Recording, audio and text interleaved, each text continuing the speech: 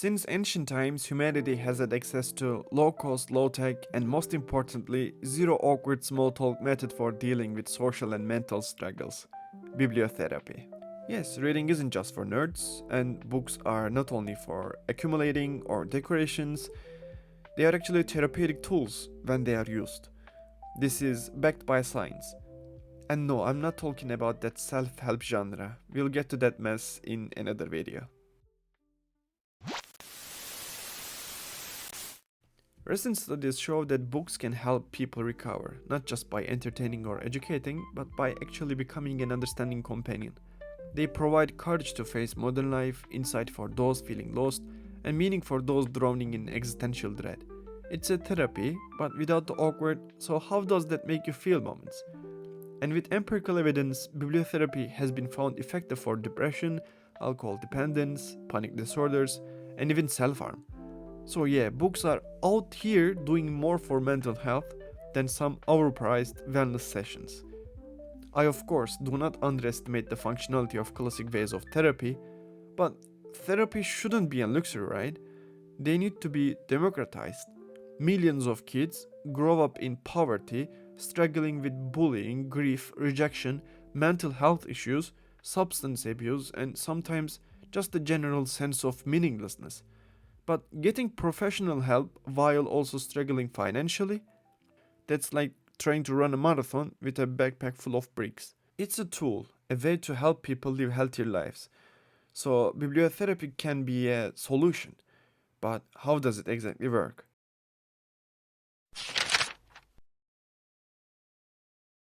Bibliotherapy is, in simple words, reading written words as therapy, and this can mean almost any text: religious scriptures, novels, poems, plays, and even your teenage diary, if you are brave enough. Some people might even find therapy in IKEA manuals or some fashion magazines, though I personally think those cause more mental health problems than they solve.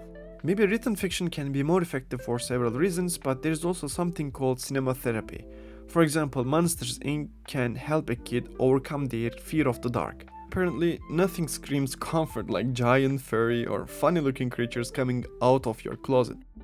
The Greek historian Diodorus Siculus recorded an inscription found above the royal library of King Ramses II, the house of healing for the soul. That's right, people in the ancient Egypt already knew that books are not only for the geek, for the nerds, or for the vogue, they are for healing, when chosen correctly.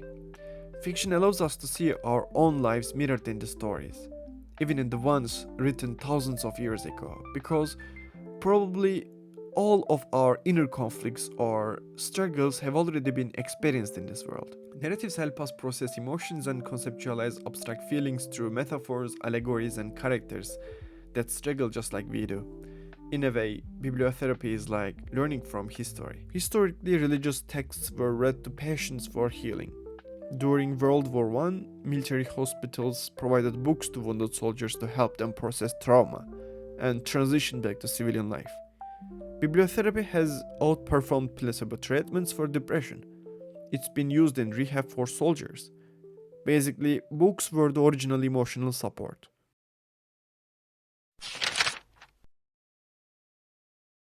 This isn't just some feel good philosophy. Bibliotherapy has been scientifically tested for depression, anxiety, anger, and more. Studies show it can help with sleep disorders. Obviously, reading is better than doom scrolling at 2 am. Books shape thoughts, thoughts shape emotions, emotions shape actions. They create new perspectives and over time change us in ways. Literature transforms human experience and reflects it back to us, kind of like a mirror, but one that makes you feel existential. And believe it or not, there is even research exploring its potential benefits for orgasmic disorders. No joke. But yeah, they need more evidence for that one. Science, get on it. Just for a friend. There are two main types of bibliotherapy: clinical bibliotherapy and developmental bibliotherapy. Clinical bibliotherapy is done by qualified professionals in a therapeutic setting.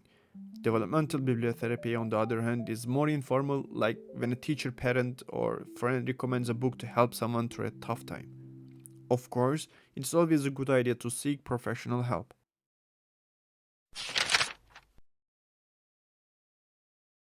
If you ask me what should I read to fix my struggles or conflicts, firstly my answer will be fix your financial problems first. But unfortunately, I also noticed that it is not immediately possible. And secondly, I'm not a professional. Thirdly, the key is picking something relevant to your life. Any book can be helpful. Bukowski might help you embrace your inner secret attitude. Metamorphosis, I don't know, might help you being thankful. Harry Potter teaches resilience or just make you wish you had a novel delivering your mail instead of bills. So, what's your go-to book for a mental health boost? Drop it in the comments. Thanks for watching. If you have found this video helpful, please hit the like button, subscribe and turn on the notifications. I have a lot more to say about literature, books, psychology and the power of socially constructed narratives. And if you want to hear my uncensored thoughts about self-help genre, stay tuned. Peace out.